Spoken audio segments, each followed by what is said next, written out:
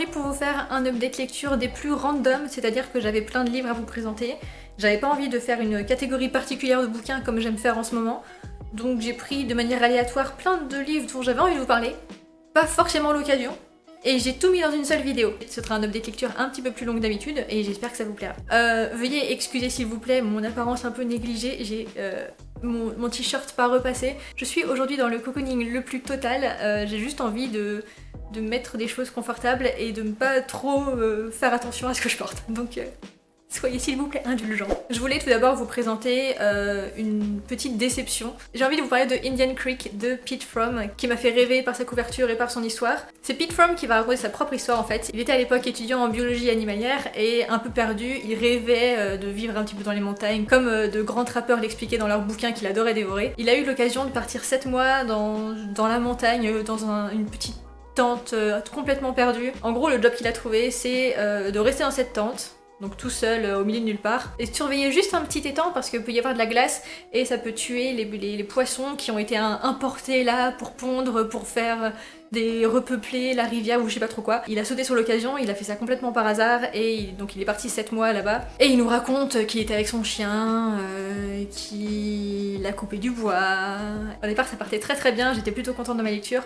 Puis est arrivé le moment où il a commencé à tuer des animaux sans raison et que j'ai trouvé un petit peu limite. Bon ok, quand tu pars dans une montagne pour 7 mois, tu peux t'équiper d'un fusil, pourquoi pas. Il avait en tout cas apporté suffisamment à manger, alors oui, il mangeait pas de la viande tous les jours. Je spoil un petit peu mais c'est juste pour vous expliquer un petit peu ce que j'ai ressenti. À un moment il y a son père et son frère notamment qui sont censés arriver chez lui peu après Noël et donc il voulait faire un petit festin. Le mec a réussi à tuer un élan pour 3 personnes, pour un soir. Il a eu de la viande pendant 3 mois, c'est clair, mais du coup il a tué un élan sans raison, il l'a ouvert, dépecé, récupéré la peau, récupéré le cerveau pour tanner la peau, enfin c'est vraiment... on a tous les détails, maintenant je pense que je sais tanner la peau d'un animal. Il a aussi tué un raton laveur qui voulait attraper ses œufs de poisson, donc il était coincé dans un piège, donc il l'a tué. Et ensuite il a décidé qu'il poserait plus de pièges. Qu'est-ce qu'il y a d'autre? Il y a au moins 2 pumas qui sont tués dans ce bouquin, un lynx, un peu tout cumulé, ça a commencé un peu à me dégoûter et je pense que c'est allé un petit peu trop loin pour que j'apprécie vraiment ce bouquin. Ça partait bien puisque moi j'aime bien l'évasion, la montagne, la forêt, moi j'adore ça. Et j'aime bien en général les bouquins de ce genre, par contre ici ça a vraiment pêché et c'était pas du tout ce à quoi je m'attendais. Je pense que ça aurait aussi pu être moins autobiographique et plus de la réflexion sur la solitude, tout ça. Je suis déçue parce qu'en plus c'est une édition que j'adore, c'est chez les Gallmeister avec les nouvelles couvertures et tout, c'est trop joli, mais bon, je suis pleine de désappointements. J'ai aussi envie de vous parler de Je m'appelle Léon de Kit Deval. Et ça a également été une petite déception pour moi, ça partait très bien comme le livre précédent, c'était vraiment bien écrit. On va suivre un petit garçon qui s'appelle Léon, je crois qu'il a 9 ans, et il a un petit frère qui est tout bébé, et leur maman ne peut plus s'occuper d'eux, enfin... Elle ne peut plus...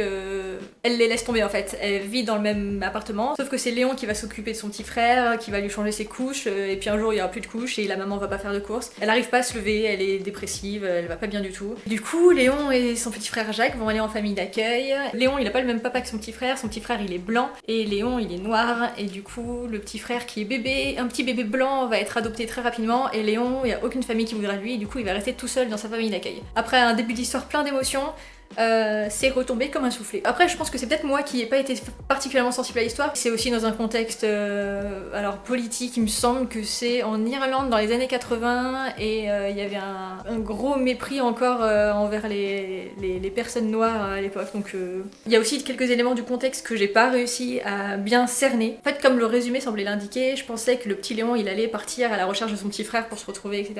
Et en fait c'est pas du tout ce qui va se passer, j'ai mal compris et du coup j'ai un peu été déçue, après c'est peut-être juste de ma faute, mais en tout cas ça n'a pas été un livre super pour moi.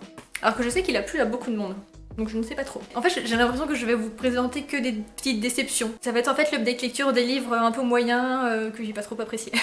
J'ai lu également cet été The Unexpected Everything de Morgan Matson, qui est un peu mon autrice doudou de l'été, avec ses petites histoires sympathiques entre des ados qui se voient l'été, qui tombent amoureux, tout ça. C'est exactement ce qu'on a là ici. On suit Andy qui est la fille d'un sénateur, son papa va faire l'objet d'un scandale et du coup il va devoir mettre sa carrière en pause. Pile le temps de l'été, donc ça tombe bien. Andy, à cause de ce scandale, va perdre son stage d'été dans un truc de médecine parce qu'elle va absolument être médecin plus tard. C'était juste parfait pour elle, elle le perd au dernier moment, du coup elle va se retrouver à promener des chiens pour occuper son été et faire un petit peu d'argent de poche, même si on en a pas forcément besoin, c'est juste pour s'occuper, sachant que toutes ses amies travaillent aussi, et elle va faire la rencontre d'un mec qui s'appelle Clark, qui a un chien, et du coup elle va s'occuper de son chien. Et voilà, on est vraiment typiquement dans la romance young adult de base, avec tous les clichés que ça apporte. Mais jusqu'à une certaine partie du bouquin, j'ai plutôt adoré. Alors le défaut du bouquin, c'est qu'il est long, je crois qu'il fait genre 500 pages. C'est ça, il est écrit plutôt petit, et c'est en anglais, du coup ça a été assez laborieux de le lire. En général, les romances young adult, elles sont pas si longues.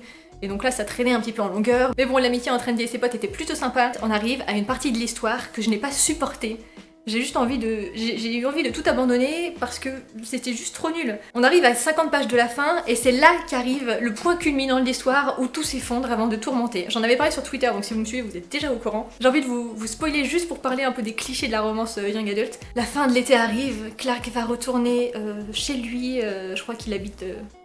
je sais même plus en fait. Il habite assez loin, il habite dans un état différent, du coup il va vraiment partir. Et Andy, elle sait pas ce qu'elle veut, et c'était son premier vrai copain parce qu'avant elle arrivait pas à tenir des copains plus de 3 semaines, du coup c'est un peu compliqué. Au lieu de parler avec lui et de s'expliquer, de prendre une décision, elle décide de laisser tout tomber, de couper, de devenir une connasse et d'être juste méchante en fait.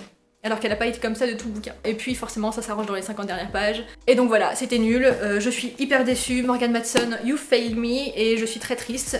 J'espère que ça ne se reproduira pas, puisque l'année prochaine j'aurai un autre bouquin de Morgan Matson à lire. J'ai lu, et en fait c'était une relecture, Le Diable au corps de Raymond Radiguet, qui m'avait été conseillé quand j'étais au lycée par mon prof d'histoire, que j'avais adoré à l'époque, et quand je suis retombée dessus chez mes parents, j'ai eu qu'une envie, c'était de le relire, donc je l'ai lu tout de suite en fait. Surtout qu'il fait 120 pages, et voilà, en 2 jours au maximum c'est expédié. J'en ai parlé très rapidement sur Twitter, c'est vraiment dommage parce que Raymond Radiguet il est mort à 20 ans en 1923.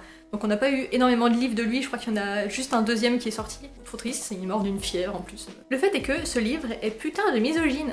Et je me rendais pas compte à l'époque. Pour moi c'était juste une belle histoire d'amour, alors qu'en fait le mec c'est un connard. C'est Raymond Radiguet en fait qui raconte un petit peu son histoire, il a eu une aventure avec une femme plus vieille. On va suivre un jeune homme qui s'appelle François et qui va tomber très amoureux de Marthe, sauf que François a 16 ans, Marthe en a 18 ou 19, et elle est mariée à un soldat qui est parti à la guerre et qui revient de temps en temps. Et Marthe ne va pas rester insensible au charme de François, puisque François est très intelligent, très cultivé, et qu'il est drôle, et voilà, il lui plaît beaucoup. Du coup ils vont avoir une aventure.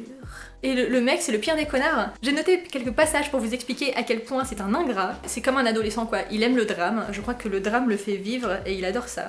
Donc il est obligé de lui dire oh oui mais si tu vas le voir ou que tu réponds à sa lettre, ça veut dire que tu ne m'aimes plus, je pourrais me suicider dans le canal ce soir en pensant à toi, et c'est vraiment un adolescent pas sûr de lui de base. Laissez-moi retrouver ces passages. Pour vous expliquer un petit peu, je vous raconte une situation du bouquin. Marthe elle est partie quelques jours il me semble, je sais plus exactement où, et François va voir une de ses amies à elle, et ils vont finir par coucher ensemble chez Marthe. Et les propriétaires de Marthe vont tout entendre puisqu'ils habitent juste en dessous, et ils vont prévenir Marthe. Et du coup, Marthe va écrire une lettre à François pour lui dire « T'es vraiment qu'un con, voilà, c'est terminé ». Et François, dans toute sa splendeur, nous dit « Il me vexa que dans une lettre de rupture, Marthe ne me parla pas de suicide ». Mais juste... voilà quoi, mec... Je trouvais sa lettre indigne d'une explication, car moi, dans une situation analogue, sans penser au suicide, j'aurais cru par convenance en devoir menacer Marthe. Bois de l'eau. J'ai noté une autre situation aussi, donc je vais redécouvrir en même temps que vous ce que c'est. C'est un peu plus proche de la fin de l'histoire. Elle lui dit c'est trop compliqué, on peut pas aller chez moi, donc toi tu dors chez tes parents et moi je dors chez les miens et puis on se voit plus tard. Il lui dit, dans toute son arrogance de gros con, si tu me dis ça c'est parce que tu as un amant à me cacher et que tu vas le retrouver ce soir. Raymond Radiguet, je suis très déçue. Ce livre que je chérissais tant, qui s'est retrouvé être en fait une putain d'œuvre misogyne. Et... Bon après par contre le style il est génial, Raymond Radiguet il écrivait super bien, et a priori c'était plutôt naturel puisqu'il a jamais appris à écrire vraiment, vu qu'il a écrit ça super jeune. C'est dommage qu'il ait pas vécu plus longtemps pour nous laisser plus d'œuvres à lire, mais en tout cas... Voilà, là j'étais un peu vénère. Bon, du coup c'est plus un coup de cœur, mais je le relirai peut-être plus tard aussi parce que c'est quand même une lecture sympa. J'ai envie de vous parler de Illuminae, de Jack Christophe et Amy Kaufman, donc c'est enfin, j'arrive à le dire sans regarder la couverture. C'est le tome 1, Dossier Alexander, dont je vous parle depuis mes 3 dernières vidéos, je crois, je l'ai enfin terminé. Ça a été sympa à lire, mais j'ai mis plus de temps que ce à quoi je m'attendais. On est dans de la science-fiction et pareil, ça je le répète à chaque vidéo, j'en ai marre, on lit pas de... Il n'y a aucune prose dans ce roman, c'est que des données, des dossiers, des interviews.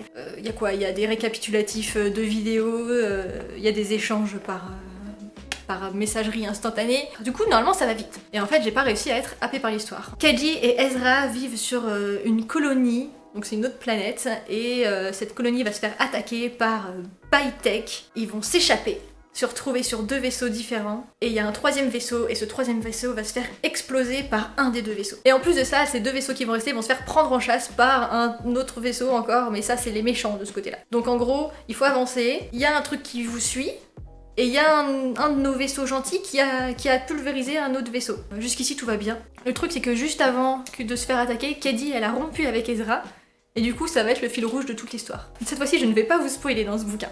Je vais juste le poser parce qu'il est très lourd. J'étais surtout intriguée par le format du livre en fait, puisque forcément c'est plein de trucs originaux, j'ai envie de découvrir, voir comment ça se lit, etc. etc. J'ai beaucoup moins été happée par l'histoire qui met vraiment un point d'honneur à nous parler de Ezra et Kaji tout le temps. C'est toujours eux qui font des trucs ensemble, même s'ils sont pas sur le même vaisseau. C'est toujours est-ce que tu vas bien, oh, mais je t'aime et je regrette et j'en aurais pas dû te quitter. Et, tiens, je t'envoie une rose en ASCI.